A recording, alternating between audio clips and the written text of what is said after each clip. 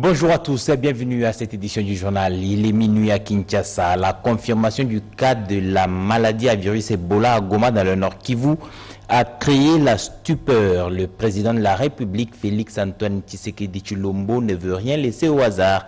Il a réuni l'équipe de la riposte pour s'assurer que tout est en ordre. Contamination, nouveau décès, coup de pression de plus pour les équipes de riposte contre Ebola. Ce nouveau revirement dans le processus d'éradication de cette épidémie interpelle les autorités du pays. Pour éviter que la désormais urgence sanitaire internationale déclarée par l'OMS se transforme en opportunité d'affaires pour certaines organisations, il faut revoir les stratégies arrêtées. Le président de la République, Félix-Antoine Tshisekedi Tshilombo, a au cours de cette séance de travail avec l'équipe de riposte donné des instructions claires quant à ce. C'est un engagement au plus haut niveau qui montre vraiment que le pays, le président est en train de suivre la situation, qu'il prend à bras le corps. On a passé en revue l'état de la situation et puis on a essayé de passer en revue aussi les différentes mesures pour en sorte qu'on puisse mettre en place des mécanismes très solides de coordination et qu'on puisse aussi mettre en place des mécanismes très solides de surveillance pour qu'on puisse arriver dans le temps à maintenir, à contenir cette épidémie et puis arriver à mettre fin à cette épidémie et à ne pas être dépassé. Parce qu'au fait, comme vous le savez, comme c'est une urgence de portée internationale, c'est-à-dire qu'il y a beaucoup de partenaires qui vont venir sur le terrain, il y aura la guerre des drapeaux. Donc si cette guerre des drapeaux arrive et que nous ne sommes pas préparés, nous n'avons pas une bonne coordination, nous ne sommes pas solides, on sera dépassé. Au-delà de 10 cas de décès de plus enregistrés ce dernier jour, 717 personnes ont pu guérir d'Ebola en RDC et la vaccination de 165 000 habitants a permis d'éviter des milliers de morts, selon le ministère de la Santé. Des chiffres qui portent à croire qu'une éradication totale de cette épidémie est possible, si seulement les efforts sont bien coordonnés. Ebola, urgence internationale de santé publique. L'Organisation mondiale de la santé qui s'est réunissait à Genève l'a déclaré. Le président de la République, je disais bien la présidence de la République, a fait un communiqué en rapport avec cette décision de l'OMS. Il est lu ici par notre confrère Pierre Kibambe-Somwe. La République démocratique du Congo prend acte de la déclaration de l'Organisation mondiale de la santé OMS faisant de l'épidémie actuelle une urgence de santé publique de portée internationale et fait sienne les recommandations du directeur général de l'OMS de ne pas imposer des restrictions de voyage et de commerce ainsi que la stigmatisation des populations se trouvant déjà dans les besoins d'une assistance. La République démocratique du Congo réitère son ferme engagement à poursuivre la riposte à l'épidémie de la maladie à virus Ebola et à renforcer le contrôle transfrontalier et celui des principales routes internes afin de veiller à ce qu'aucun cas ne soit omis ou n'échappe aux équipes de surveillance.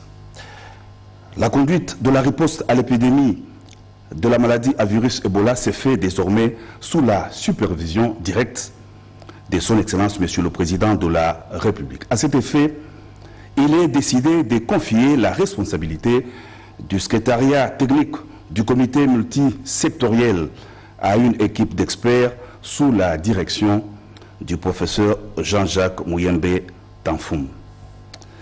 Cette équipe d'experts a pour mission d'assurer la coordination de l'ensemble des activités de mise en œuvre de la stratégie de riposte à la maladie à virus Ebola. Le secrétariat technique est chargé de mettre en place toutes les mesures innovantes, urgentes et indispensables au contrôle rapide de l'épidémie. Son Excellence, Monsieur le Président de la République, rassure les populations congolaises et les pays voisins que les mesures actuellement prises en rapport avec la riposte à la maladie à virus Ebola en RDC sont de nature à éradiquer cette épidémie. Fait à Kinshasa le 20 juillet 2019, Vital Kamere Lokanyingi. À Goma où il se trouve, le ministre de la Santé publique, le Dr Olivier Lunga, a tenu un point de presse pour éclairer la lanterne sur la riposte contre Ebola.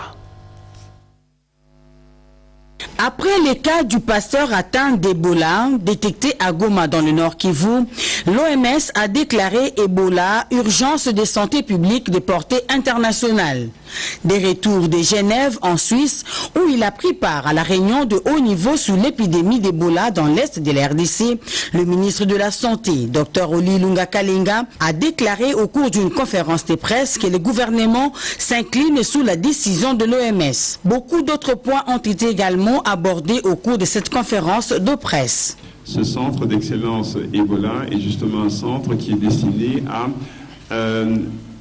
formaliser, structurer toute l'expérience acquise à la RDC en termes de pour la lutte contre la maladie à virus Ebola.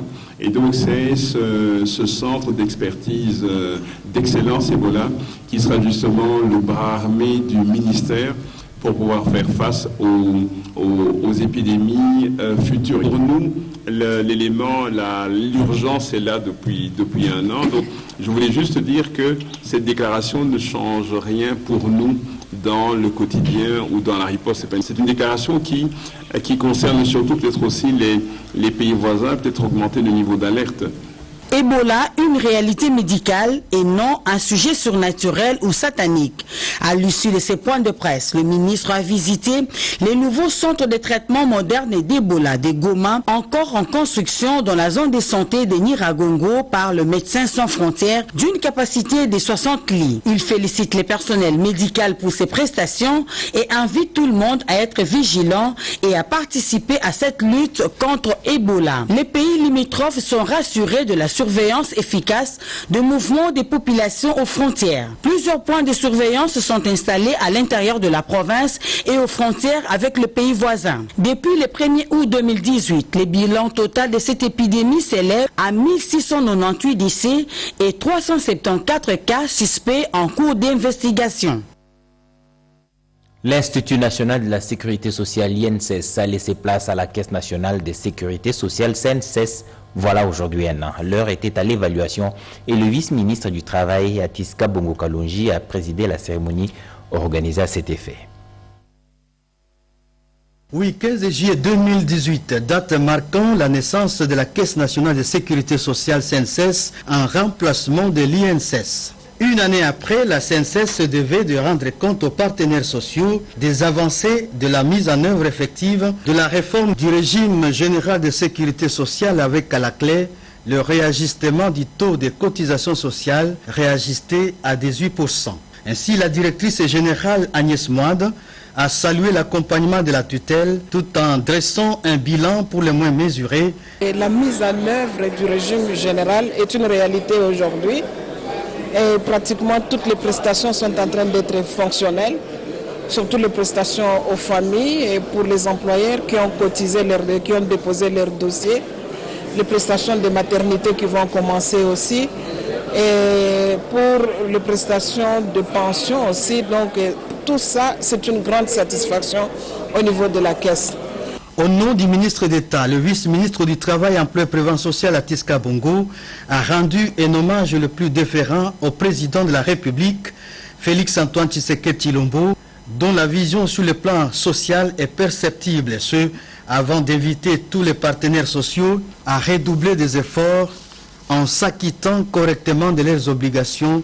Il est élégant maintenant que chaque employeur puisse tenir compte de ces déclarations qu'il ne faut plus minorer ni encore moins exclure ou omettre d'autres travailleurs. L'an 1 de la mise en œuvre de la réforme découle de la loi du 15 juillet 2016 portant réforme du régime général de sécurité sociale en RDC.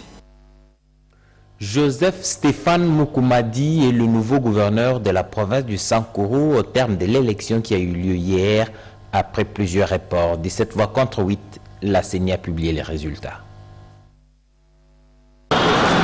Les élections organisées par le bureau de la Commission électorale nationale indépendante viennent de connaître leur épilogue avec l'élection du gouverneur et vice-gouverneur de Sankuru ce 20 juillet, mettant ainsi fin à la longue attente de la mise en place des institutions de la République. Ainsi, M. Moukoumad Joseph Stéphane et M. Tchiabilou Nkoto ont réuni 68% de suffrages auprès des députés provinciaux, respectivement en qualité de gouverneur et de vice-gouverneur de la province du Sankourou. C'est là après plusieurs reports de la date de la tenue de l'élection, comme le confirme ici Corneille Nangaebelou, président de la CENI. Pour ce qui est de la province du Sankourou, où il restait l'organisation des élections, le scrutin a eu lieu.